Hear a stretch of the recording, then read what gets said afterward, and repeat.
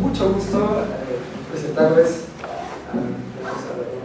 tratar de hacerlo formalmente. El arquitecto José Gargantía, para mí es Pepe, porque casi hemos estudiado juntos en la UNI, así que yo sé que la conferencia que ha preparado está hecha con muy buen profesionalismo y espero que la disfruten. Sí. Quisiera agregar algo porque en realidad, bueno, yo también tuve la suerte de estar años trabajando en la Municipalidad Metropolitana de Lima, en diferentes gestiones con él, y realmente sus dotes de profesional es indudable, pero también su calidad humana y sobre todo su calidad de amigo, que eso pocas veces se ve. Por otro lado, él ha sido el gerente de desarrollo urbano en la anterior gestión.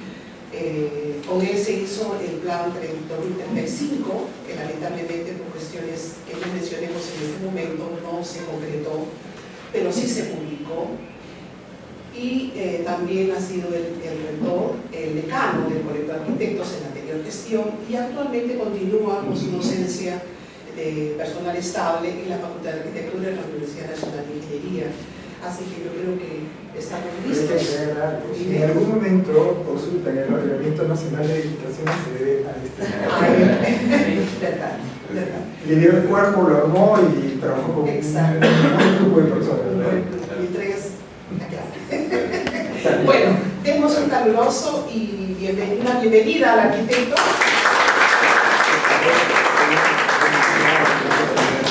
Es un honor tenerlo, ¿no? Adelante.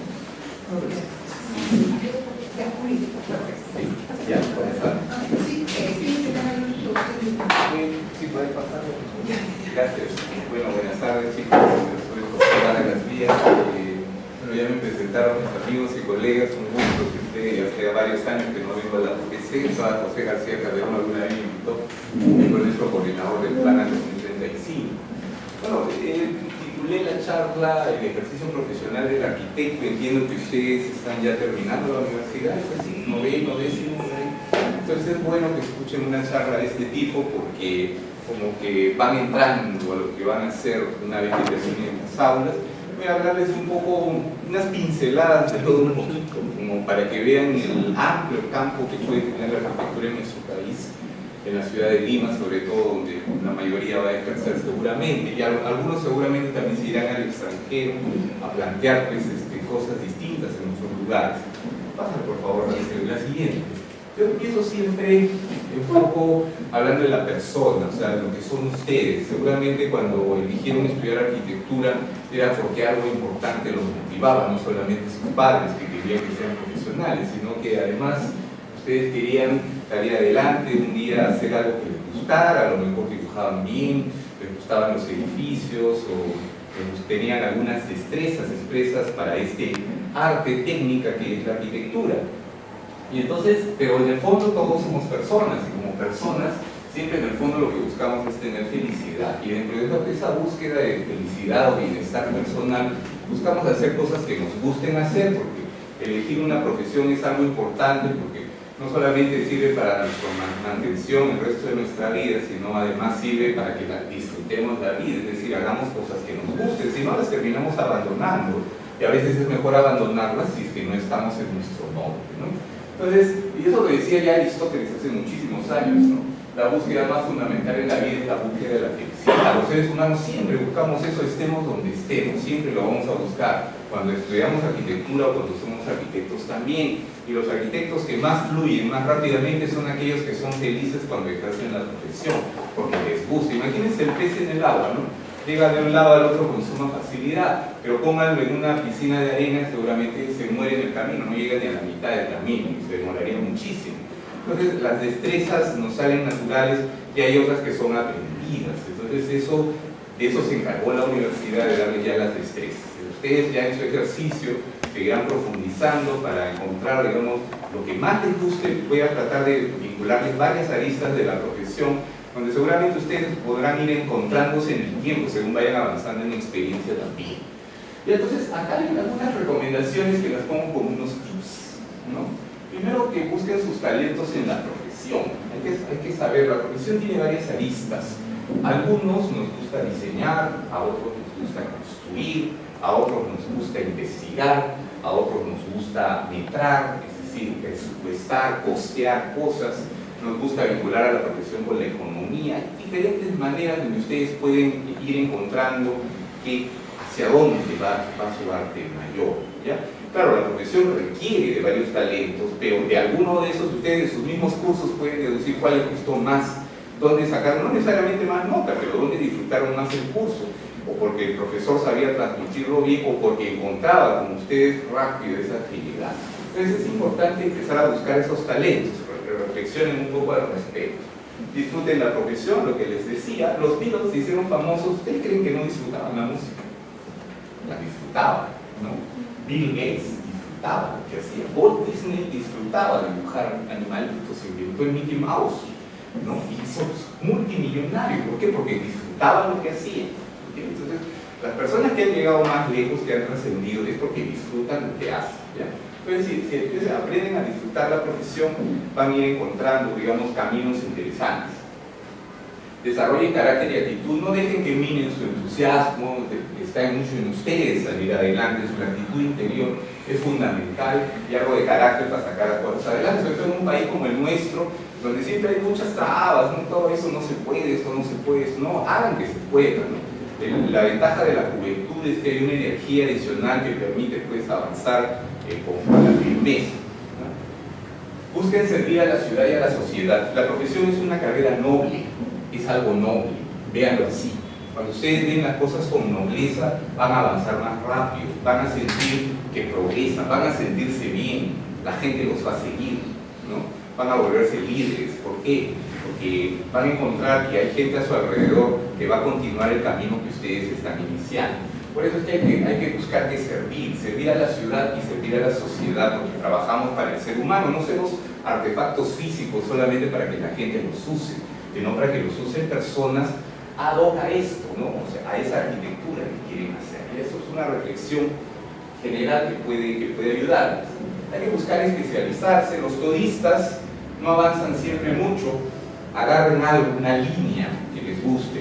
Si les gusta educación, diseños educativos. Si les gusta la salud, diseños de arquitectura de salud. Les gusta lo comercial, arquitectura comercial. Les gusta la vivienda, arquitectura de vivienda. Eso no quiere decir que no hagan las otras tipologías, pero agarren una, pues. Cuando agarran una, eso los va especializando y los van llamando también porque van desarrollando detalles, una serie de cosas que hacen, marcan la diferencia con otros arquitectos que desarrollan otras cosas. Para todos los rubros hay, y ahora hay bastante trabajo en diferentes campos de las diferentes especialidades, ¿no? Planifiquen y organicen su trabajo, es importante. A veces los arquitectos somos un poco displicentes, un poco desordenados, distraídos. No tienen esa virtud del orden, es bueno aprender a organizarse, eso ayuda a avanzar, sobre todo porque trabajamos con muchas especialidades, tenemos que trabajar con ingenierías también, que son quienes complementan nuestra profesión, y siempre hay que hacer trabajo en equipo. Creo que por ahí también lo dice, aprendan a trabajar en equipo, porque cuando uno no tiene un talento, el compañero lo tiene, y por eso los arquitectos por general se juntan, las oficinas de arquitectura son de a 2, de a 3, de a 4, a veces hasta más, ¿no? Y van haciendo grupos de trabajo porque alguno es mejor para determinada cosa, el otro es mejor para otra, y traten de sumar esos talentos que tienen, eso genera sinergia que ayuda a avanzar más rápido, ¿ya? Es otro consejo que les doy. Y busquen los mejores asesores. Estamos en el tiempo donde por el internet nomás ustedes pueden encontrar mucha información, y si no, tienen a sus profesores, tienen a diferentes círculos, traten de vincularse a círculos siempre de arquitectos que de alguna manera compartan experiencias, eso ayuda a avanzar, porque la experiencia del ejercicio profesional se da en la práctica, y hay cosas que no están escritas a veces en los libros, sino más bien se comparten experiencias con otros colegas y ayudan a ustedes a mantenerse informados sobre las diferentes cosas que van ocurriendo. Pasa por favor, Lucy. Bueno, el ejercicio acá habla de la labor de servicio que ya les comenté. Tienen una formación ideal para plantear soluciones para el desarrollo de la ciudad y su arquitectura por sus conocimientos en diseño arquitectónico y urbano, dibujo, construcción, historia y urbanismo. La profesión es bien completa. Ustedes pueden entrar con facilidad al urbanismo. El arquitecto quizás es el profesional, a diferencia de las ingenierías, que es muy versátil para entrar a diferentes cosas de diseño. No solamente es en arquitectura, está decoración, pueden entrar a construcción, entrar a una serie de detalles, de cosas. Yo diseño hasta procesos, o sea, ustedes verán más adelante en algunas láminas que tengo, he ayudado a diseñar procesos, por eso me llamaron para hacer el reglamento de edificaciones, porque tuvimos que diseñar, era como diseñar un Newfer, ¿no? ¿Se imaginan? Todos empezamos a estudiar arquitectura, y cuando estudiamos arquitectura todos empezamos el Newfer, ¿no? Que es este libro alemán, donde están todas las medidas antropométricas dibujadas ya. El reglamento al final es un Newfer peruano que lamentablemente no llegó a dibujarse, pero sí se escribió, y que sirve, que es la regla peruana para hacer edificios. Al final el Newfer es un poco cómo saco las medidas antropométricas para hacer arquitectura finalmente. Los reglamentos también, pero imagínense, o sea, lamentablemente en nuestro país no se forman arquitectos normativos para hacer normas, pero tienen toda la capacidad en la formación que tienen hasta para hacer las reglas para hacer edificios. No, eso es algo que yo en algún momento tuve que desarrollar por necesidad, porque el ministerio necesitaba técnicos en ese sentido, y tuvimos que, dentro de la experiencia que teníamos, poder calzar para poder hacer el reglamento de edificaciones, que utilizó prescripciones de todo el mundo, que al final terminaron conjugándose en un esquema peruano, que aprobó pues, una suerte de comisiones y instituciones diversas que lo revisaron. Entonces, por eso la formación que tienen es una formación múltiple, en la que saben hacer esquemas, saben dibujar, saben medir, saben metrar, saben muchos esquemas, que saben diseñar. Además, el diseño normalmente es como el creador, ¿no? Nosotros mismos somos el diseño de Dios, es decir, vamos diseñando algo y lo vamos creando a nuestra propia manera. Eso es una gran virtud que nuestra profesión nos da, ¿no? Deben conocer sus responsabilidades, las normas y reglamentos que deben aplicar. En la universidad, pues la regla es, la universidad es el laboratorio, ahí uno, todo vale, y lo que dice el profesor al final es el que manda. Cuando están en el ejercicio profesional, ya no vale todo, lo que vale es la ley, ¿no? Entonces hay que empezar a aprender la ley. La ley es la ley técnica, que es la que aplicamos los arquitectos. Y por ahí les voy a dar unas pinceladitas de qué leyes, qué documentos siempre deben saber, para que no terminemos en la ingenuidad de dibujar algo imposible de construir, ¿no? Sino de poder que, entendiendo los conceptos, fácilmente ustedes van a llegar al grano, es decir, no van a perder tiempo rebotando sus proyectos en las municipalidades o con sus clientes o ofreciendo lo imposible, ¿no? Los reglamentos y las leyes peruanas son bien claras, no son muchas tampoco las que hay que leer, pero les van a permitir de alguna manera sentirse más seguros a la hora que plantean un proyecto. Bueno, hay que tener un comportamiento ético y proactivo en aras de encontrar en los tiempos establecidos las soluciones mejores para el desarrollo de la ciudad.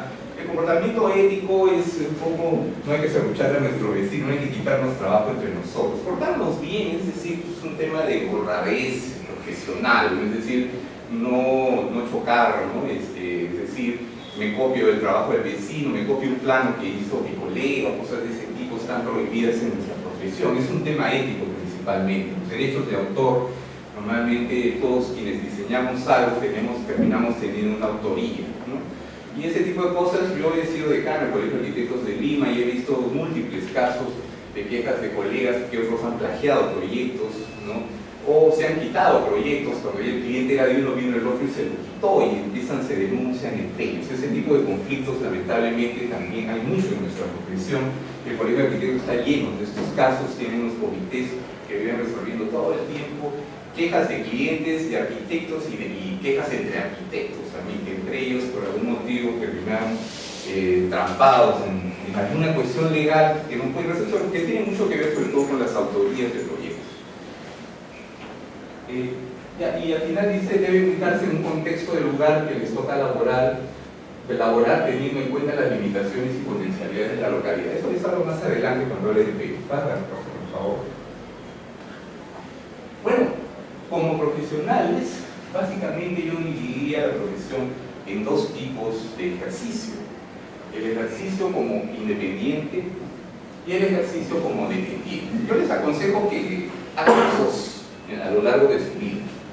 Es decir, se aprende mucho de independiente, pero a veces se aprende más de dependiente, y de dependiente de varias instituciones mejor, porque de cada una aprendo algo un poco más. ¿no? Entonces, por ejemplo, yo puedo ser proyectista, casi todos terminamos siendo proyectistas como independiente, pero puedo ser proyectista dependiente también. Por ejemplo, el Ministerio de Vivienda tiene diseñadores de arquitectura, ¿no? Para hacer los proyectos Mi Vivienda o generar prototipos, ¿no? O sea, algunas empresas del Estado los tienen, ¿ya? Después pueden ser consultores. Los consultores trabajan externos de determinados proyectos, dan soporte, ¿no?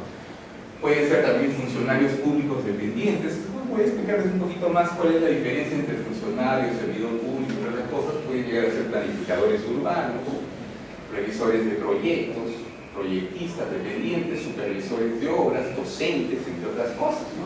A nivel independiente pueden estar en la construcción, pueden ser empresarios, promotores de proyectos, docentes, cazadores.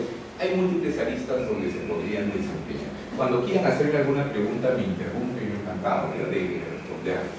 Pasa por favor, Lucy. De acá un poco vamos a entrar al mundo público. A ver, ¿qué es un arquitecto en el mundo público? Se preguntarían ustedes.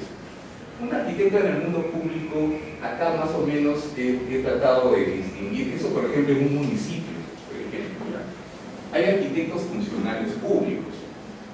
¿Qué hace un funcionario público? Como su nombre lo dice, tiene una función específica. Pero ¿cuál es la diferencia con un servidor público? ¿Alguien lo sabe? Los dos son servidores públicos, pero este es el que le da validez a todas las resoluciones que se hacen.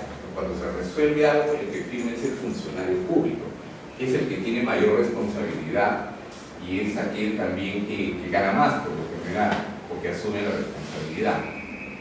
Un ministro es un funcionario público, un viceministro, un director nacional, un director general, ¿no? un gerente público, es un funcionario público. Un servidor público es cualquier profesional que trabaja para el servicio público, es decir, trabaja en la institución pública. Ese es un servidor público, en general. Puede hacer informes, puede hacer diferentes tipos de labores, ¿no?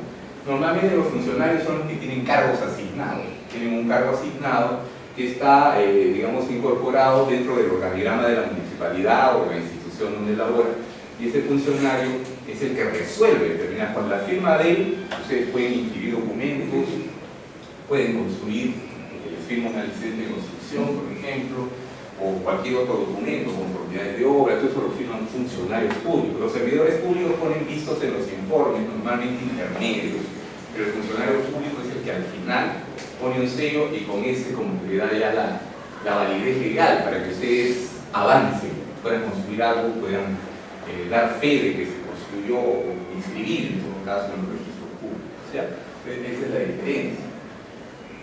Hay delegados, por ejemplo, del Colegio de Arquitectos. Ellos no son funcionarios públicos, son servidores públicos pero externos, que por ejemplo, por encargo del Colegio de Arquitectos van a ayudar a revisar proyectos a las municipalidades. Los colegios de arquitectos hacen un concurso todos los años por regiones para determinar quiénes los representan en las comisiones que revisan proyectos en las municipalidades, por ejemplo, ¿no? Y estos señores son remunerados porque por cada sección que van, normalmente van una vez a la semana, una mañana o una tarde, y revisan los proyectos que vienen en el día, y son los que califican conforme, no conforme, conforme, no conforme, ¿no? Entonces, esto también es una manera de ejercer la profesión. Hay representantes que no son delegados del colegio, que son de diferentes instituciones, pueden ser de CAPECO o de cualquier otra entidad que tenga representatividad dentro de las comisiones. También hacen una función parecida, siempre representando a la institución donde van. En el caso del Colegio de Arquitectos representa a la sociedad, entonces los arquitectos que van representando a la sociedad ante un proyecto que presenta un empresario privado por lo general. Y el revisor urbano es una figura del futuro, aún no existe, en nuestro país existe solo en Trujillo, ha sido muy cuestionada, los diferentes gobiernos están tratando. El revisor urbano va a ser como un notario que tiene su oficina privada, revisa proyectos para dar licencias de construcción. Los cuestionamientos que ha tenido hasta el día de hoy no los han podido superar, entonces no hay oficinas instaladas de revisores urbanos, pero en el futuro seguramente van a ver que a ustedes les va a tocar implementar, van a ver la época de implementar un poco la simplificación de la revisión de los proyectos, en base a estos revisores, que son revisores privados propiamente, que van a funcionar en oficinas particulares, pero que su sello va a servir para similar al del funcionario público, es decir, con el que van a poder autorizar para construir determinada edificación o determinada urbanización. Pasa, por favor. Bueno, acá hablar un poquito del Colegio de Arquitectos. Todos saben qué es el Colegio de Arquitectos. Sí saben, ¿no es cierto? ¿Es público o privado? Es privado. Es privado con reconocimiento público. ¿Qué significa eso? Lo que pasa es que ustedes sí han escuchado de Fernando Belaúnde, ¿no? El expresidente. Fernando Belaúnde, que aparece en esta foto, fue un personaje interesante, porque además de ser presidente, fue el que instaló la carrera de arquitectura en el Perú y fue el que ayudó a crear la Sociedad de Arquitectos. Porque en aquel tiempo, en los años 50, 60 más o menos, había en el Perú, se estaban creando los colegios profesionales de ingeniería, y la única universidad que tenía facultad de arquitectura era la UNI, que era la Universidad Nacional de Ingeniería, y daba los títulos de ingenieros arquitectos, es decir, éramos unos ingenieros con especialidad de arquitectura, al igual que los industriales, que son ingenieros con especialidad industrial, o los civiles, que son ingenieros con especialidad civil, o los de minas, etc. Entonces, el gobierno iba a crear los colegios profesionales de ingeniería, y un capítulo, la arquitectura iba a ser un capítulo del colegio de ingenieros, como en las otras ingenierías. Pero existía, pues, en ese tiempo la Sociedad de Arquitectos del Perú, que era como un club grande donde hacían exposiciones y se juntaban para hacer, ver temas de arquitectura y hacer charlas y todo eso, se organizaron y lograron que, con el decano de la Facultad de Arquitectura, que era Fernando Belaúnde, lograron que se instaure el Colegio de Arquitectos. El mismo día el Colegio de Ingenieros, el 8 de junio del 62, se crean los dos colegios profesionales, es decir, pudieron separar del Colegio de Ingenieros al Colegio de Arquitectos, que nace en aquella vez, pero que nace como una institución privada, pero con derecho público, es decir, que tiene representación en la parte del Estado, ¿no? Nacen como ayuda al Estado para resolver proyectos, sobre todo los proyectos de infraestructura, de urbanismo, de arquitectura en general y de ingeniería, por supuesto. Entonces, porque el Estado no puede tener la cantidad de profesionales que necesita. Entonces, los colegios profesionales pasan a ser un nexo, ¿no?, entre lo público y lo privado, para poder congregar a los mejores profesionales del país, poder organizarse y de alguna manera poder ayudar a darle profesionalismo al Estado y al desarrollo de la sociedad, por supuesto, ¿no? Ese fue el sentido de los colegios profesionales, y por eso se crean hace un poco más de 50 años, y ya en los últimos años, los últimos 10 más o menos, se crean ya las regionales. Desde en el proceso de descentralización que sigue el Perú, también el Colegio de Arquitectos empieza a descentralizarse y ha creado regionales por todo el Perú, la más importante, la regional de Lima, que agrupa a la mitad de los arquitectos peruanos. Yo dirigí la regional Lima, el Colegio de Arquitectos no, solamente la regional, creo que es la más difícil también porque es la que tiene la mayor cantidad de problemas, ¿no? Para, por favor, lo siguiente. Y acá vamos a entrar en algo así, muy de arquitecto. Lo que hacemos los arquitectos, ¿qué hacemos? Proyectamos. Yo creo que para eso nos han formado. Vamos a proyectar, y que proyectamos edificios, para eso nos han hecho. Entonces acá tienen un arquitecto pensando en edificios, ¿de acuerdo? Y claro, en los talleres y en el desarrollo de la universidad, uno siempre está diseñando y proyectando, y le ponen diferentes escenarios, todos teóricos, por supuesto, por lo general inventados, ¿no? Sin embargo, en la vida real ya no van a ser casos reales, ¿de acuerdo? Entonces, ustedes ya desde que salen de la universidad tienen que pensar en el mundo real cómo enfocar los edificios. Entonces, yo les aconsejo que el enfoque que tengan sea el siguiente. Yo estoy pensando en el edificio, pero no solamente debo idearlo como forma o como distribución, sino debo pensarlo como producto terminado. ¿Qué significa pensarlo como producto terminado? Que termine titulado, así como ustedes, titulado, con su registro.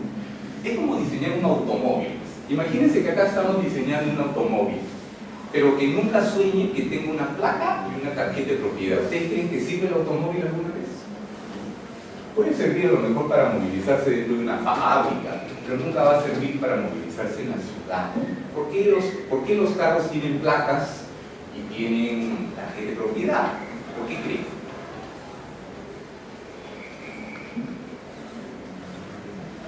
pasa si me para el policía y no tengo placa o tarjeta? ¿Qué hace con el dato? Se lo lleva, ¿de acuerdo? Lo mismo pasa con el edificio. Si no tiene título de propiedad, me lo quitan. Viene alguien y me lo quita. ¿Okay? Ya, en el África todavía sucede, ¿verdad? O sea, hay tribus donde yo tuve la oportunidad de estudiar en Holanda, allí había un curso, y un amigo de un país de África, no me acuerdo cuál, nos contó que él vivía en una tribu grande, donde todavía la propiedad no estaba desarrollada. Entonces, el jefe de la tribu determinaba dónde vivías. Por ejemplo, me dice, si tú te quieres casar, vas y le presentas al jefe de la tribu, a quien va a ser tu esposa, y le dices que quieres un espacio donde vivir. Entonces él te indica, camina y dice, allá haz tu casa. Y ahí hace su casa, agarra un espacio, hace su casa, pero nunca tiene título. Él no puede irse nunca de su casa, porque si se va a trabajar a otra ciudad, viene otra persona, se mete a su casa y se agarra su casa y sus cosas. El derecho de propiedad no está desarrollado. Ese es un caso extremo. Pero en el Perú, ¿saben qué sucede en Brasil? Ustedes no creen, Sao Paulo, que es una de las ciudades más grandes de América, tiene más de 20 millones de habitantes, Sao Paulo. Ahí ya no hay espacio para construir edificios porque ya se acabó el territorio, es demasiado grande. Hace unos años tuve la oportunidad de conversar con el gerente de desarrollo urbano de Sao Paulo, cuando yo era el gerente de desarrollo urbano de Lima. Y le preguntaba, oye, pero ustedes no tienen el problema de las invasiones que tenemos acá en Lima, acá siguen invadiendo, ya no hay suelo, igual, ya estamos llegando a Guarachiní y se están agarrando la tierra. No, me dijo, es peor que ustedes, porque allá los edificios vacíos los invade la gente, se meten y se lo agarran.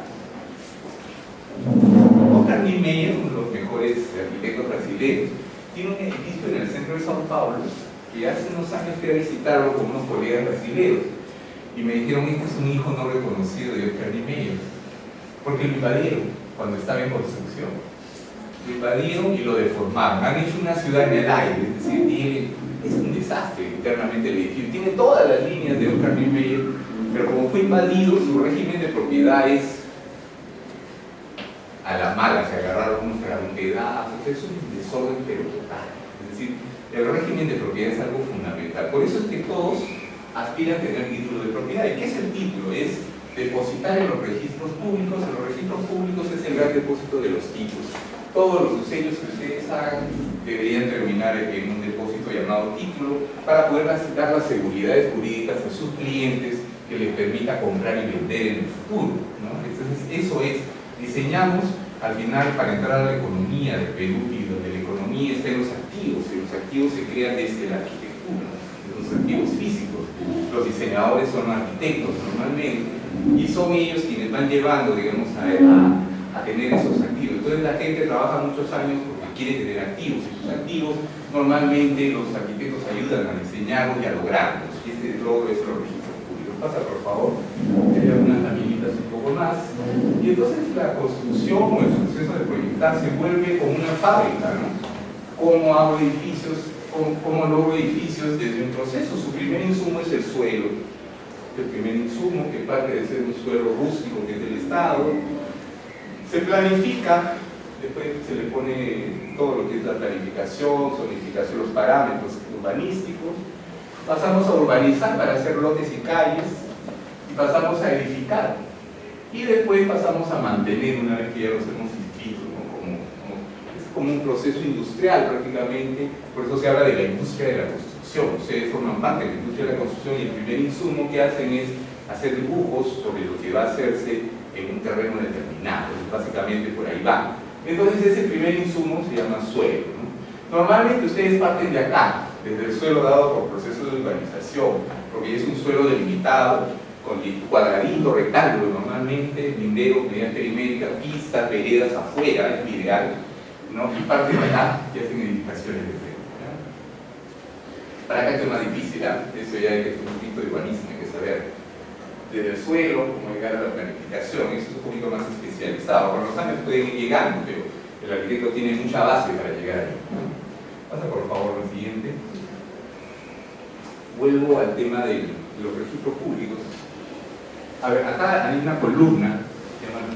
Primero, en concreto hay dos procesos facilitos que ustedes deberían saber.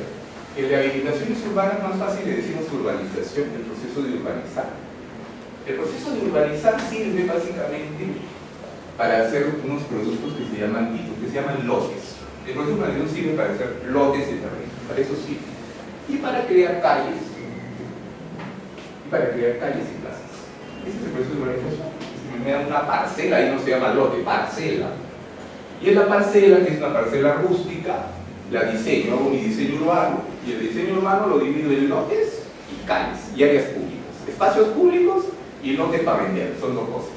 El urbanizador, que es el promotor, normalmente hace esto porque quiere vender lotes, pero para vender lotes el Estado le pide que deje calles, y calles de determinado tamaño, y parques de determinado tamaño en cada distancia, de un tamaño determinado, y tiene que poner agua, desagüe, pistas, veredas, ¿no?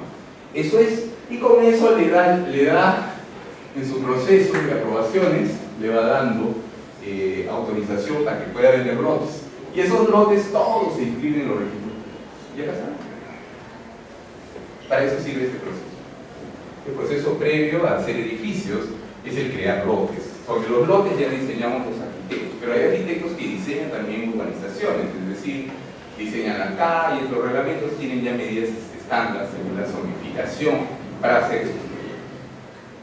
Lamentablemente hay un paralelo al proceso de urbanización que se llama invasión, ¿no? Y vemos mucho esto, esta situación, invaden terreno del Estado, después la municipalidad con COFOPE lo titula, se han dado cuenta, títulos nuevamente, ¿no?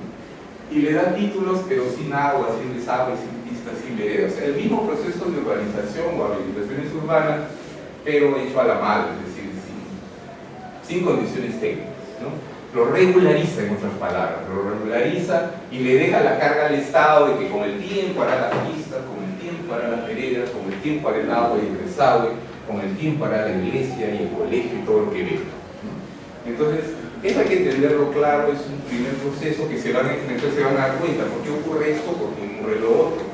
Ocurre porque lamentablemente nuestro Estado no ha podido controlar a lo largo de nuestra historia este proceso. Entonces, hay mucha gente a la que no se le ha podido resolver el problema de la vivienda y existen entre traficantes de terreno y gente que acostumbra, digamos, a cumplir la fórmula informal para poder lograr ese proceso que es muy difícil, lamentablemente, hay que simplificarlo para evitar que ocurra esto. En la medida que este sea más sencillo, este de aquí no va a existir, ¿no? Y la ley también cada vez tiene que ser más dura en este proceso de titulación de tierra y encontrar fórmulas para que la gente tenga vivienda y no tenga pues que estar siguiendo el proceso de ir a la fuerza, arriesgando su vida, inclusive enfrentándose a la policía para poder tener un título de propiedad que finalmente termina siendo a nivel de lote y poder tener esos productos vendibles, ¿no?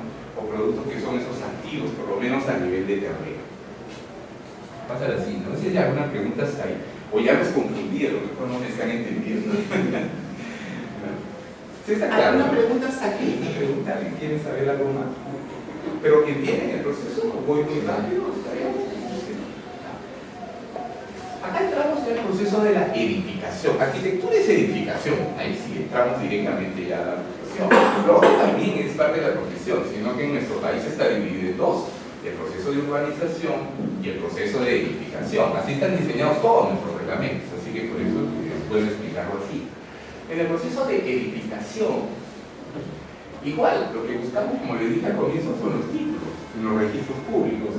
Si hago un estadio, un título de un estadio.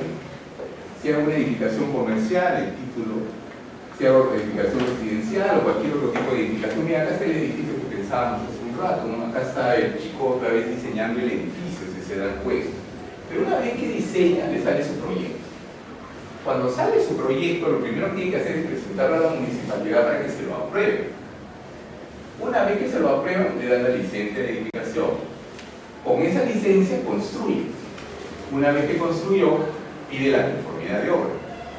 Una vez que le dan la conformidad de obra, pide una declaratoria de fábrica o declaratoria, ahorita le voy a explicar qué es, ¿ya? Si es que no lo sabe. Y con la declaratoria, esa declaratoria es la que inscribe como estilo. ¿Por qué se llama declaratoria de fábrica? ¿Alguien sabe? o declaratoria de edificación, que es el último nombre que le ha puesto la ley, porque parece que la gente no entendía que era declaratoria de fábrica. Pero te explico, ¿no? Fábrica es porque se fabrica algo, ustedes están fabricando un edificio, ¿ya? No es porque es una industria, es una fábrica, es decir, en el proceso industrial de la construcción ustedes están fabricando un edificio. Y como lo fabrican, tienen que declararlo ante la sociedad. ¿Y declararlo qué significa declararlo? ¿Cuánto costó? ¿Quién lo trabajó? ¿Pagaron los beneficios sociales? ¿No? Los trabajadores, ¿no? Compraron con factura los materiales, entre otras cosas. Entonces, esto se complicó tanto en el tiempo que eso se hacía de una escritura pública que ya salió una ley, que es la 29, donde lo simplifique con un simple formulario. Ustedes declaran la edificación y un sello del funcionario municipal y lo inscriben en registros públicos, pero siempre y cuando hayan pasado todos los pasos anteriores: la conformidad de obra y la licencia de edificación. Si tienen eso, la declaratoria de fábrica es sencilla, es un simple formulario con una declaración jurada prácticamente con todo lo que usaron, una valorización de cuánto costó la obra y lo inscriben. Antiguamente tenían que hacer trámites en el seguro social para pagar todo eso. Por eso ya se acostumbraban a las amnistías, ¿no te acuerdas, Lucy? Las amnistías de declaratoria de fábrica que sacaban primero el Ministerio de Vivienda, la Municipalidad de Lima. No, ya la ley ya decidió, Perú es informal, así que por lo tanto hagámoslo fácil, facilito. Entonces ahora tienen un formulario, con el formulario llenan todos los datos de acá e inscriben de frente. Pero a pesar de esa simplificación, seguimos siendo más informales. Y entonces hay mucha gente que construye sin licencia y se están acabando. Igualito que la invasión, nos pasa lo mismo. El arquitecto diseña y en el camino de todo su proyecto se lo modificaron.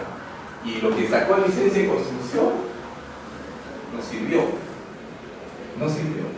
O era muy caro, o algo pasó, o el cliente tenía vocación de arquitecto y él decidió hacer su proyecto a su manera. Y lo construyó como tenía dinero, hizo su edificación. Pero ahora, ¿cómo la inscribe? Porque después quiere venderla, quiere alquilarla, quiere heredarla a su hijo. ¿Cómo la inscribe?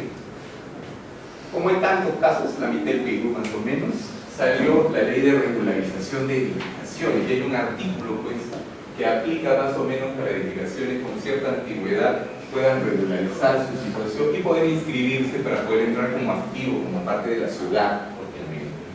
Entonces, esto es bien común, lo van a encontrar en su ejercicio a la hora que vayan a hacer un proyecto, van a encontrar casas que no han tenido nunca autorización y van a tener. Entonces, estas cosas, conocer estas cosas, si se lee la ley 29090, van a poder entender. Y hay unos formularios que ayudan a regularizar fácilmente y inscribir de frente, y a partir de ahí ustedes pueden cambiar la casa, la rediseñan, le botan una parte, la mejoran, etc. ¿Ya? Entonces, conocer un poquito de esto es importante, porque ya no es la universidad, ya es la vida real. Si quieren ganar honorarios, van a tener que utilizar estos instrumentos que fácilmente se los lleven a una práctica y les den eficiencia, es decir, sus clientes se lo van a agradecer, porque van a permitir que con eficacia rápidamente ustedes van al grano y encuentren, porque al final, ¿qué aspiran sus clientes? Pueden llegar acá. Salvo que sea un ciclo, ¿no?, que va a durar 15 días, 20 días, obviamente la edificación se vuelve rápido, pero si es una cosa permanente, que quede en el tiempo, como por lo general es, sí van a requerir un poco saber estas cosas, porque es importante, porque aquí va a pasar la parte. Pasa el siguiente, por favor. ¿Cuáles son los beneficios de las edificaciones que están saneadas? Es decir, que tienen saneamiento físico, es decir, que están conformes, ok, correctas. Primero, tener la titularidad del dominio, es decir, que hay un propietario conocido. Es lo primero, parece obvio, pero es decir, el dueño de este predio es alguien, este señor fulano de tal, y su esposa es el dueño. Primero. Segundo, con la inscripción registral se proyectan sobre el inmueble una serie de beneficios protectores. Por ejemplo, se facilitan las transferencias, son fáciles venderlos. Si no, el comprador tiene que depreciar el inmueble porque hay algo que arreglar. Y ese arreglar tiene un costo. Y a veces no se puede arreglar bien, si es que se fue más allá de los parámetros. Entonces, las transferencias son fáciles cuando los documentos que están inscritos son igualitos a lo físico. Se incentiva la inversión en los bienes inmuebles, porque claro, se pueden renovar todo el tiempo, es decir, se cambian, yo hoy día, mañana voy a esa pared, agrando 2 aulas juntas, amplío un poco hacia el jardín, etc. Cuando están los papeles en regla es mucho más fácil. Aumenta el valor de los bienes inmuebles, la propiedad vale más porque está en regla, es fácil transferirlo, no se pierde tiempo. El inmueble puede ser insertado a la economía como un activo, ya es parte de lo que sirve a la ciudad, es decir, toda la ciudad tiene un costo. Mientras mejores edificios tengamos y estén todos en regla, tenemos una economía más estable, hay más economía dentro de la ciudad, ¿no? Y bueno, normalmente cuando no hay esto es porque en esos dos procesos que les he explicado hay incompatibilidades en alguno de ellos, y entonces tienen lotes de terreno con linderos y medidas perimétricas, es más grande o más chico físicamente que lo que dice el título. De pronto dice 8 por 20 y tiene 7,50 por 19,50. Hay un problema. O es más chico o es más grande. Arreglar eso se puede, pero es hasta un proceso judicial cuando es más chico. Cuando es más grande hay que buscar hasta los vecinos para sacar su autorización. O sea, tiene una serie de implicancias, ¿no? Entonces todo eso es bueno, lo van conociendo porque va a ocurrir, ¿no? Igualmente en las habilitaciones urbanas peor, porque a veces hay inscrita una parcela así y la otra se superpone. Entonces hay una parte que está en conflicto entre las dos. Hay que poner de acuerdo a los propietarios para uno de ellos renuncia a esa parte o cada uno renuncia a mitad y inscriben de nuevo la parcela antes de terminar la urbanización. Después tienen áreas construidas y libres definidas. Por ejemplo, la norma dice 30% de área libre y tiene 25%. Construyó 5% más. Hay un problema, ¿no? Ese tipo de cosas, bueno, ya es el criterio profesional y la práctica los va a ir llevando a encontrar las soluciones para que puedan facilitar esos proyectos, ¿no? Y encontrar las salidas. Y así por el estilo. Vamos a ver la siguiente. Acá hay algo, este es un cuadro interesante. El Perú en el siglo XXI está cambiando. Ustedes las reglas, ustedes tienen la suerte de dar reglas nuevas. Cuando yo me titulé, las reglas eran bastante malas. El Perú todavía terminaba el siglo XX. En el siglo XX las normas fueron desastrosas, es decir, era una confusión porque el Estado venía partido, venía de los 80s, donde había habido terrorismo, todas las instituciones las habían cerrado, varios ministerios, el Instituto de Planificación, todo habían cerrado. Y nuevamente, hacia fines del siglo, ya en la década del 90, pues, empezaron a arreglarse un poco a la mala algunas cosas, pero recién a partir del año 2002 empieza la modernización del Estado, es decir, como que borrón y cuenta nueva, vamos a replantear en sus instituciones, ¿no?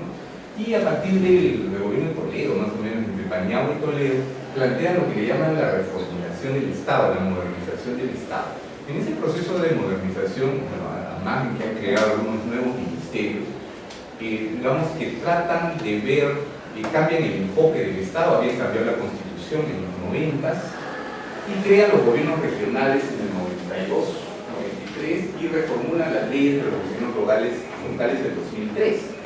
Del 2002 y del 2003 reformulan tanto a los gobiernos regionales que prácticamente se crean en esas épocas, y los gobiernos locales se les da un nuevo rol, el rol de promotor del desarrollo. Antes el gobierno local era conocido como municipalidad nada más, y como municipalidad se dedicaba pues, a recoger la basura, a regar los jardines y a parchar pistas y veredas. Esa era su principal función.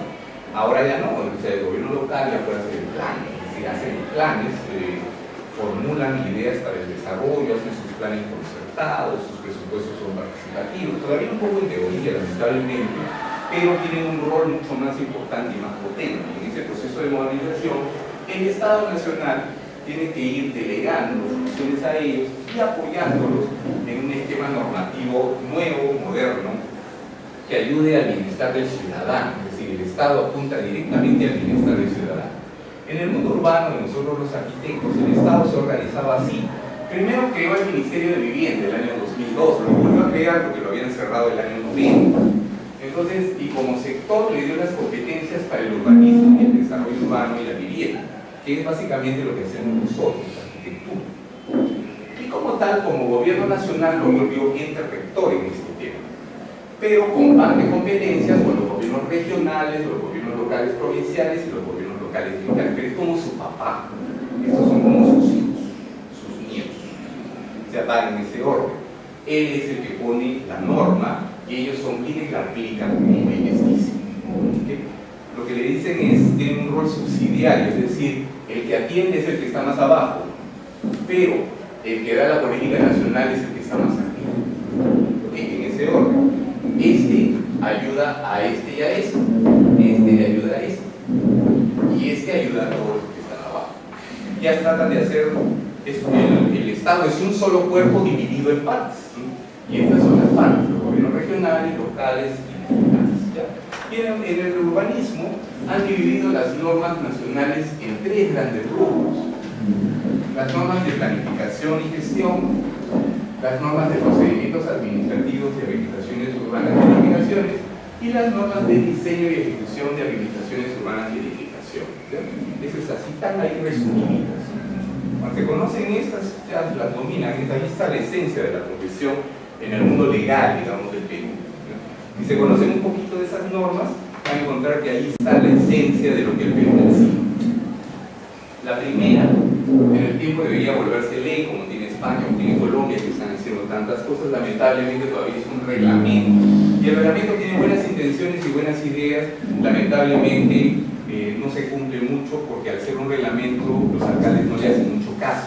Y por eso no hay planificación urbana, entre otras cosas, porque no está muy vinculado todavía al tema presupuestal. Entonces, cuando el presupuesto no obliga, el presupuesto lo utilizan en otras cosas y finalmente no tenemos planificación urbana. Pero el reglamento de acondicionamiento territorial es aquel que regula cómo hacer los planes urbanos de desarrollo, cómo hacer la zonificación, ¿no?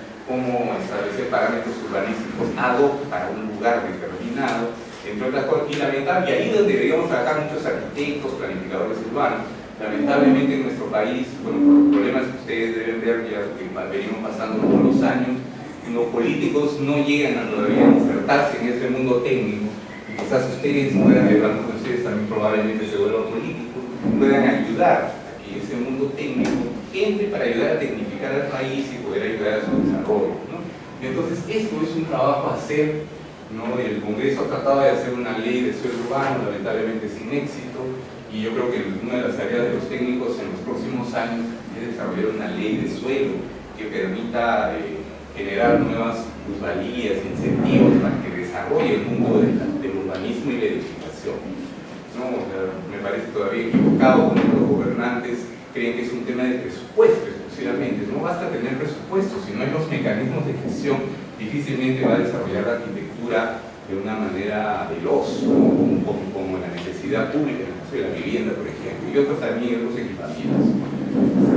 En el tema de los procedimientos administrativos se refieren, por ejemplo, las licencias de construcción. Ese es un procedimiento administrativo, la conformidad de obra, la declaratoria de fabricación ratolizable de derecho.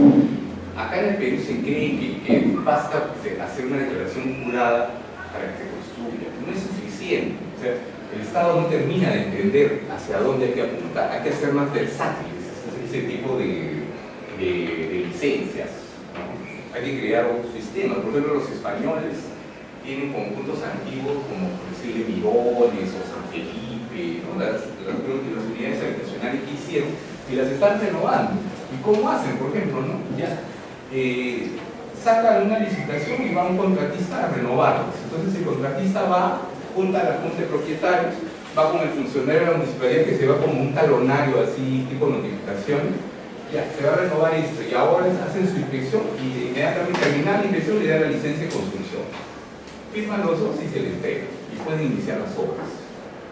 O sea, tiene que ser más de campo, donde vamos, o sea, funciona mejor la cosa. Acá no, nos llenamos de papelito en un gabinete, se reúnen comisiones, el proyecto lo resuelven al detalle, después de largo, meses, a veces o semanas revisándolo, y recién sale, cuando ya a veces la obra está hecha, porque el cliente estaba desesperado y se puso a construir. Colega, no puedo contar casos muchísimos que hemos visto. Digamos, la informalidad nace por la misma inacción del Estado, que se demora mucho en resolver un tema. Entonces hay que inventar mejores procedimientos administrativos. Los procedimientos administrativos lo que hemos hecho es volverlo a ley, que por un lado está bien, pero por otro lado siguen siendo muy rígidos. Se hacen igual que hace 50 años, o sea, el procedimiento no ha cambiado nada. Igual hace 50 años entraba a comisión, entraba a dar una precalificación, ese mismo esquema lo seguimos repitiendo a lo largo de los años y no innovamos. Ahí hay que innovar. Y el Estado tiene una tarea, desde el Estado también, para seguir mejorando estos procesos, volverlos más reales a la necesidad pública real que se tiene en la sociedad. Y las normas de diseño y ejecución de habilitaciones urbanas, que son las normas de diseño, ese NUFER que les decía hace un rato, ese NUFER escrito para hablarlo fácil, que también hay que perfeccionarlo y hay que tecnificarlo. Por ejemplo, a ver, en el Perú se diseñan edificaciones permanentes. ¿Y quién regula las edificaciones no permanentes? Nadie. A cada rato ustedes ven una fiesta que se hace en un toldo para 500 personas. Es una edificación, supuestamente no, pero van 500 personas. Viene un circo, se instala por un mes y alberga 2.000 personas. No es una edificación, entonces no hay reglamento para eso, se hace a criterio. No se puede hacer a criterio. O viene de pronto, se hace un mercadito, una paradita que funciona pues una semana. Agarran un parque y lo utilizan. Condiciones de seguridad, condiciones de salubridad. Nadie. Hacen la feria libre y tanto a criterio. Si se pueden hacer esas cosas a criterio, porque hay otras que no se pueden hacer a criterio. ¿Es cierto? Entonces, no es que hay que regularlo todo tampoco, pero sí tiene que haber un poco de orden. No se puede ser extremadamente estricto en algo y demasiado ligero en lo otro. O sea, el equilibrio siempre es lo mejor, ¿no? Entonces, ahí hay un tema que el reglamento de edificaciones también tiene que seguir evolucionando y tiene que ir apuntando a las nuevas tecnologías que hay en el mundo, a los edificios inteligentes, a los edificios verdes, a cosas que den incentivos para que ir creando nuevos tipos de arquitectura, ¿no? Todavía es un reglamento, sigue siendo un reglamento básico, tiene que ir profundizando sus ramas para ir encontrando nuevas fórmulas para hacer edificios más sofisticados y en algunos casos edificios más simples también, aquellos que están entre lo informal y lo formal para ir acogiendo a toda la sociedad, ¿no? Pasa a la siguiente, por favor. ¿Por qué se ponen reglas? Claro, ustedes me dirían, pero arquitecto mejor. Y escribamos de frente todas las propiedades, ¿para qué nos hacemos problemas? Total, hacemos un inventario, le tomamos foto a todos y hacemos como un formulario, ¿no? Y creamos todos. ¿Por qué creen ustedes que eso sería malo o bueno? ¿Alguna idea de alguien? ¿Es bueno o malo? Las normas de seguridad. Normas de seguridad, claro. O sea, por ejemplo, hay bastantes viviendas que se hacen en zonas que no son aptas para la construcción. Claro. Y el día de mañana puede haber alguna especie de, no sé, de terremoto, algo por el estilo, y van a cobrarse un montón de vidas que se pudieron tranquilamente. Muy buena respuesta. ¿Alguna otra respuesta? Muy buena respuesta. ¿Alguna otra? ¿Se les ocurre otra idea de por qué podría ser bueno o malo? Sí tiene sus cosas buenas, sí, igual, tiene sus cosas buenas, sí, pero lo está descrito muy bien, esa es una muy mala, efectivamente. La buena puede ser que tengo el registro de todo lo que está construido, ya tengo un catastro prácticamente, bueno o malo ya está, y el Estado ya sabe todo lo que existe porque todos declararon. Por eso ustedes han escuchado la declaración jurada de autoavalúo, ¿no? Por ejemplo, ¿qué es la declaración jurada del autoavalúo? ¿Por qué auto? Porque yo mismo lo hago, declaro, me dan un formulario y juro por mi mamacita que mi casa tiene 500 metros cuadrados. Tiene 1000, pero yo digo 500. Pero ya el Estado capturó tu declaración. Ya te volviste contribuyente primero, ¿no? Entonces, al volverte contribuyente, ya eres sujeto a fiscalización. Pero si no, ni siquiera te identifica, porque los municipios ni siquiera invierten en catastro para saber cuántos son y cuántas casas hay. Ni siquiera eso tienen, en muchos casos. Seguro acá en Surco sí, pero vayan a las zonas más populares y no lo tienen.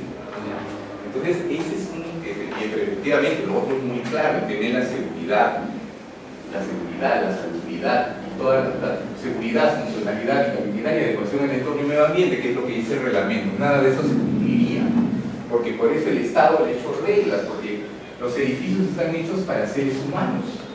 Y por lo tanto hay que garantizar la calidad de vida de las personas. Los reglamentos garantizan la calidad de vida. Ustedes los aplican, no tienen que pensar cómo garantizo la calidad de vida. No, ya apliqué el reglamento. Por lo tanto, garanticé la calidad de vida. Si hay una tragedia o una desgracia, como bien lo dijiste, el Estado es el responsable y tiene que indemnizar. de alguna manera. ¿Okay?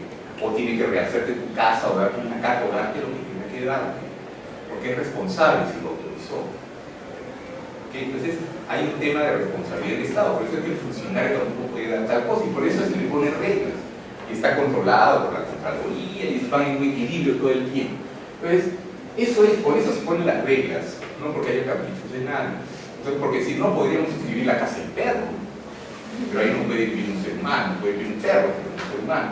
Entonces, las reglas están hechas para seres humanos, eso tiene que tener mínimo 2,30. Si tiene unos 50, viene una persona muy alta y se golpea la cabeza, entonces no sería habitable. No, acá dice que tiene que cumplir habitabilidad. Si no tiene las medidas mínimas, no es habitable. Si no tiene ventanas, no es habitable, no es frío. Si no tiene baño, no es habitable, no voy a orinar en una botella. Necesito un servicio, todo. O tiene baños muy chicos, entonces tengo que hacer una cola larga, ¿no? Ese tipo de cosas, no. Entonces, para eso se habla la ley, encontrándole las fórmulas para que pueda ser funcional, además. Funcional, seguro, que es muy importante lo que dijiste, es una de las reglas principales, la seguridad, pero también está la funcionalidad, la habitabilidad y la adecuación al entorno y al medio ambiente, ya por una cuestión de buena conexión con la ciudad, una buena estética en muchos casos, ¿no? Morfologías, pasa por favor la siguiente. El reglamento de edificaciones es el que trata de garantizar las normas edificatorias. Las normas urbanísticas salen más bien de los planes urbanos, que les toca a la municipalidad. Y esos, lo urbanístico es sobre todo lo que se ve, ¿no?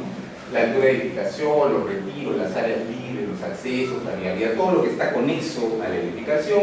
Y los parámetros edificatorios salen más bien del reglamento de edificaciones y de algunas normas municipales complementarias, que son los criterios de la edificación en sí misma, ¿no?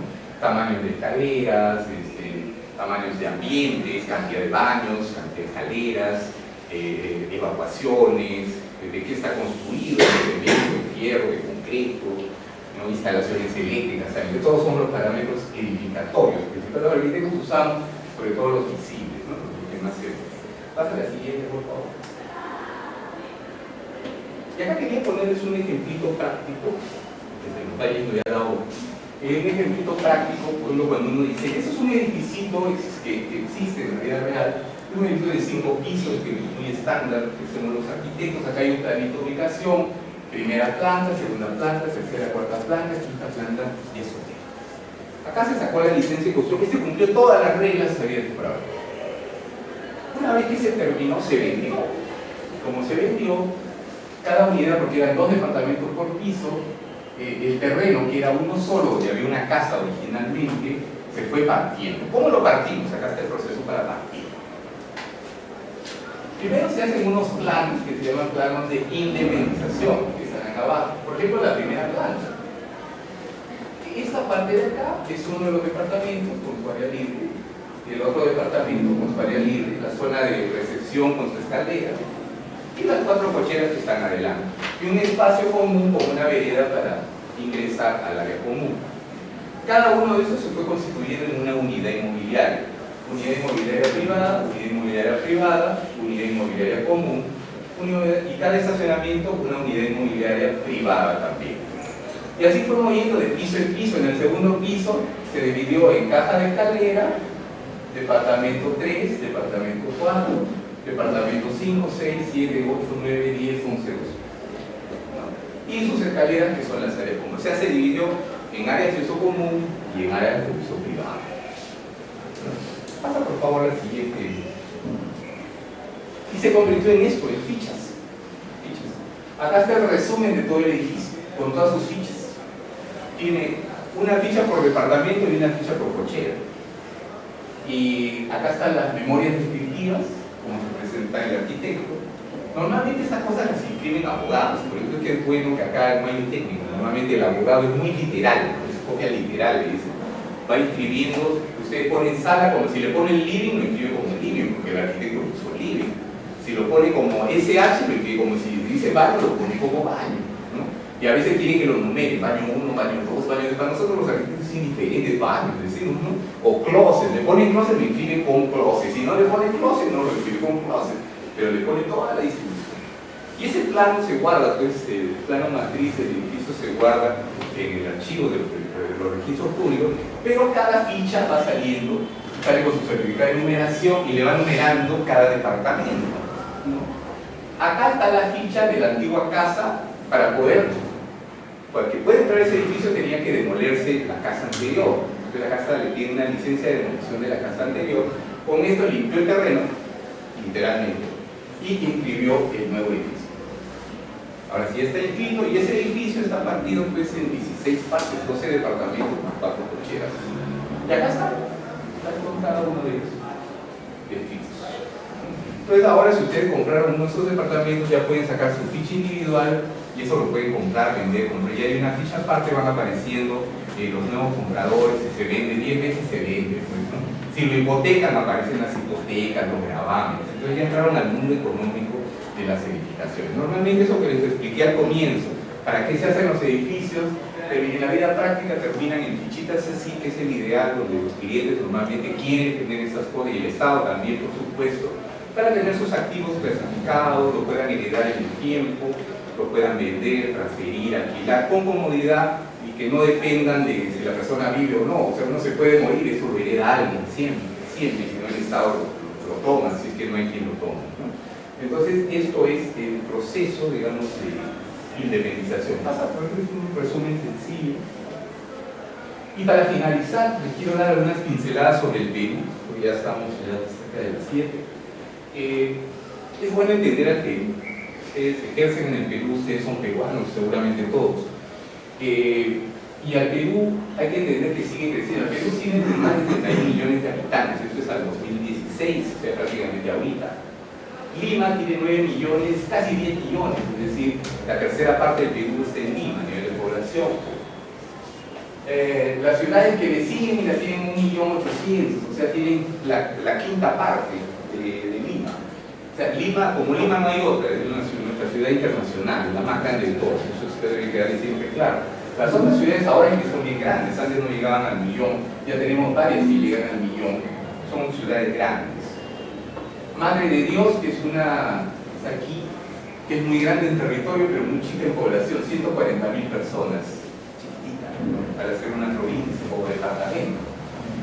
En Lima nomás hay distritos como San Juan de Lurigancho que tienen más de 1 millón de habitantes, o San Martín de Porres que pasan los 700.000 habitantes, más que las provincias, que muchas provincias que están al interior del país. Por otro lado, la ciudad de Lima, hay que saber diferenciar qué es el departamento de Lima metropolitana, son cosas diferentes, ¿verdad?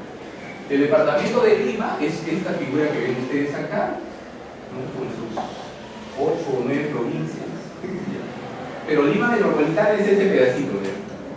Este que ven aquí, esa figurita que está con 43 distritos, y este pedacito de acá chiquitito es el Callao, que tiene 7 distritos, 7 distritos.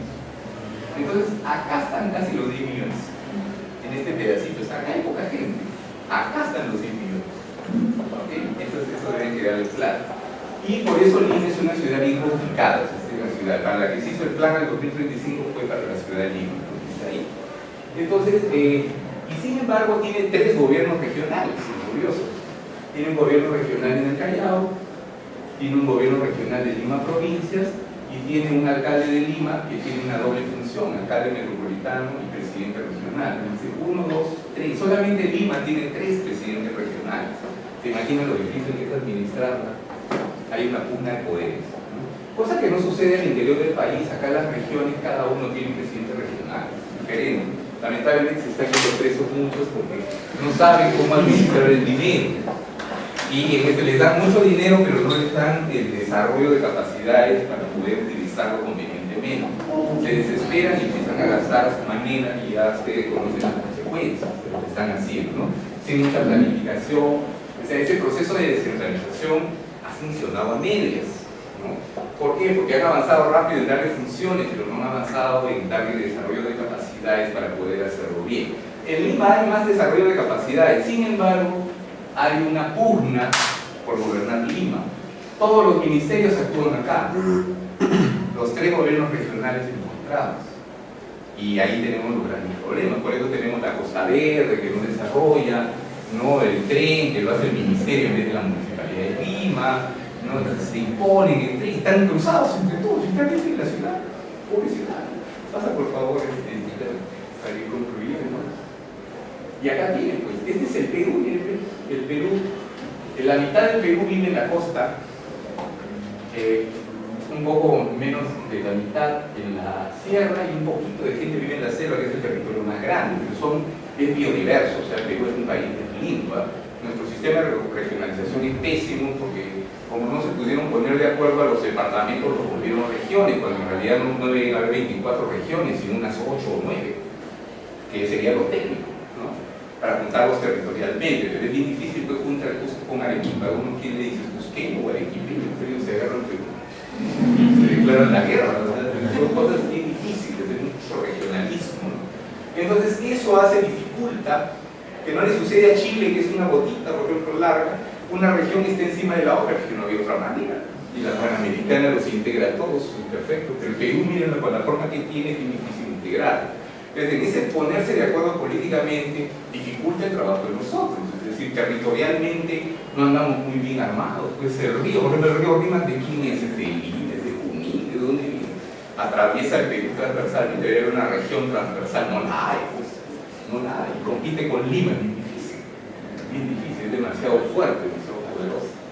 Pero entonces, ¿cuál es el resultado? Finalmente, tenemos una ciudad de contrastes, ¿no? Nuestras ciudades son inequitativas, es decir, son muy desiguales, no sostenibles. Es necesario cambiar nuestro modelo de desarrollo urbano, si no nos sucede eso, pues, cuando deberíamos tener más bien modelos como este, ¿no? Donde los edificios son ordenados, hay áreas verdes, hay vista al mar, hay un desarrollo de ciudad potente. Es más, esto podría mejorarse hasta con ganando más terreno al mar y haciendo zonas de recreación para toda la ciudad de Lima. O sea, hay mucha potencialidad acá y acá hay mucha pobreza, lamentablemente. Lamentablemente gran parte del escenario de nuestras ciudades es este, y una de las tareas que tienen ustedes al futuro es ayudar a cambiar, digamos, esa realidad. Pasa a la siguiente, por favor, Lucy. Hay nuevas oportunidades, como por ejemplo la aparición de los trenes de transporte masivo, ¿no? El metropolitano, los sistemas de transporte son fundamentales para desarrollar cualquier ciudad, las ciclovías que alimentan estos sistemas de transporte, bueno, la Costa Verde en el caso de Lima, que tiene un potencial muy grande, ojalá que el gobierno pueda integrarse con el gobierno metropolitano para desarrollar cosas importantes. La Costa Verde nació del Zancón, sacaba de la tierra del Zancón de la vía 13, se lo llevaba a la costa y ganaron esas autopistas que ustedes conocen, que antes no existían. Si hubieran seguido haciendo lo mismo ahora con el tren, que van a sacar tanta tierra del túnel, ¿a dónde se van a llevar la tierra? Deberían llevar al mar y ganar hasta 100 metros más, dicen los holandeses. Se puede ganar para tener un gran parque, un gran área de recreación ahí. Pero veremos que se ve en los próximos años. Hay nuevos sistemas de APPs que están generando muchos pasos a desnivel y autopistas, son una oportunidad también. Hay que trabajar el tema de desutilizar nuestros centros históricos antiguos, se caen a pedazos, lamentablemente. Hay trabajos importantes de renovación, regeneración urbana que hay que hacer. La densificación no se está dando de la mejor manera, estamos creciendo y es necesario crecer en altura. Los edificios todavía no están cumpliendo los estándares que necesitan cumplir para que no se vuelvan al futuro tuburios en el futuro, ¿no? Lo que fueron estas construcciones en los años 50 eran lindas, ahora son unos tuburios tremendos. ¿Por qué? Porque el sistema de control o administración que tuvieron fueron malos, ¿no? Y las diferentes leyes que sacaron no ayudaron al proceso de mantenerlas bien, ¿no? Pero bueno, los edificios altos, cuando no se controlan, pasan por la avenida Tacna, una serie de edificios vacíos que se hicieron en los años 50, es porque están mal administrados. Entonces, el Estado no genera nuevas formas de administración de los edificios, también puede tener una serie de problemas. Por eso este proceso de densificación, que los buenos distritos funcionan bien, pero los no tan buenos pueden ser hasta situaciones peligrosas que en el futuro sean difíciles de controlar. Pásala por favor, porque ya vamos casi por la última. Y bueno, teniendo ya casi para finalizar, creo que deben tener en cuenta 4 puntos muy importantes en el desarrollo al futuro de su profesión. Es la globalización y la tecnología, es algo que nos va a acompañar el resto de nuestra vida. Hay que tenerlo en cuenta, es fundamental. Los edificios tienen que entrar a la tecnología, todavía en nuestro país ha entrado poco, necesitamos avanzar en este sentido. El tema del desarrollo sostenible, que involucra más allá del tema económico, es el tema económico, social y ambiental, que tienen que integrarse en una sola fórmula, y que todas las maestrías y todo desarrollan por acá, porque es el tema del equilibrio a la hora de plantear el desarrollo. Las ciudades competitivas ya no compiten los países, compiten las ciudades. Es decir, Lima compite con Santiago, con Bogotá, con Ciudad de México y con otras grandes ciudades. Es decir, ya el desarrollo se ve en una competencia que no solamente es a nivel físico, sino hasta cómo están conectadas, cómo funcionan sus empresas, qué tipo de negocios atraen. Las ciudades competitivas es todo un tema que se tiene que desarrollar y el Perú no puede estar al margen de eso, no podemos seguir viendo las cosas a la antigua. Hay que verlo en la escala del mundo de la globalización y ir llegando a esas ciudades competitivas con tecnología y con redes, sobre todo, que se extienden por todo el mundo. Y el proceso de reinventar las ciudades, pasa ahí. En ese proceso de reinventar las ciudades, no, la siguiente, por favor, a retroceder. Ya, el reinventar las ciudades significa una nueva manera de pensar. Las Naciones Unidas, en el último foro que tuve el año pasado, ha llegado a una serie de conclusiones que hay que empezar a reinventar las ciudades. Como lo hicieron en el siglo XX, dice que ha sido un fracaso. Si se sigue urbanizando, como ese proceso que les he explicado viene del siglo XX, si se sigue urbanizando y construyendo así, en 50 años, la mitad de la población del mundo no tendrá casa. Esa es la conclusión. Entonces, le piden a los países del mundo que reinventen nuevas formas de hacer las ciudades. Bueno, ya hay fórmulas que están ensayando algunos arquitectos, como estos edificios verdes, ¿no? Encontrados que son de diferentes arquitectos en diferentes partes del mundo, donde ahorran energía, ¿no? Etcétera. Puede ser una fórmula. Sigamos encontrando mecanismos para que haya grandes áreas verdes, los pulmones de la ciudad, entre otras cosas, ¿no? Que permitan, ir modernizando nuestras ciudades y ir al tema del desarrollo. Pero en general les quiero decir que la gente en general pide una cosa: bienestar, felicidad. Al igual que ustedes buscan felicidad, también lo pide la gente. Eso obtienen generando ciudades de calidad, y esas son aquellas que ponen al ser humano como primera prioridad y desarrollan espacios públicos inclusivos, áreas para caminar, entre otras cosas, ¿no? Entonces, los países en el futuro serán el resultado del desarrollo de sus ciudades, y creo que es algo que deben tener en cuenta, ¿no? Yo quiero llegar hasta acá y bueno, desearles el mejor de los éxitos. Si tienen alguna pregunta, pero no se olviden de eso: la palabra bienestar o felicidad es lo que aspira a la gente y es lo que aspiran ustedes. Y nuestra producción tiene que ir a eso, nuestra producción arquitectónica, a buscar cómo desarrollamos nuevos modelos que finalmente ayuden a la gente a vivir mejor, y por supuesto a ustedes también, que deben ser los gestores de ese campo. Muchas gracias.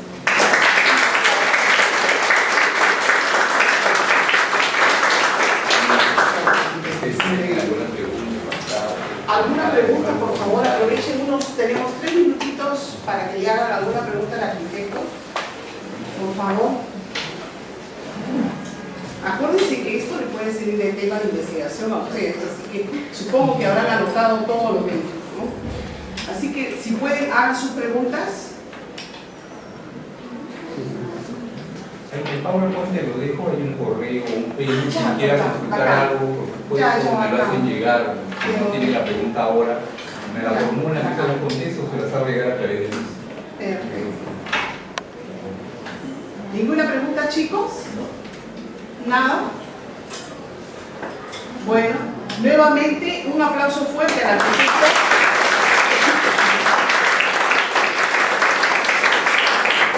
Y muchísimas gracias a todos. Bien, gracias a todos. Muchas gracias.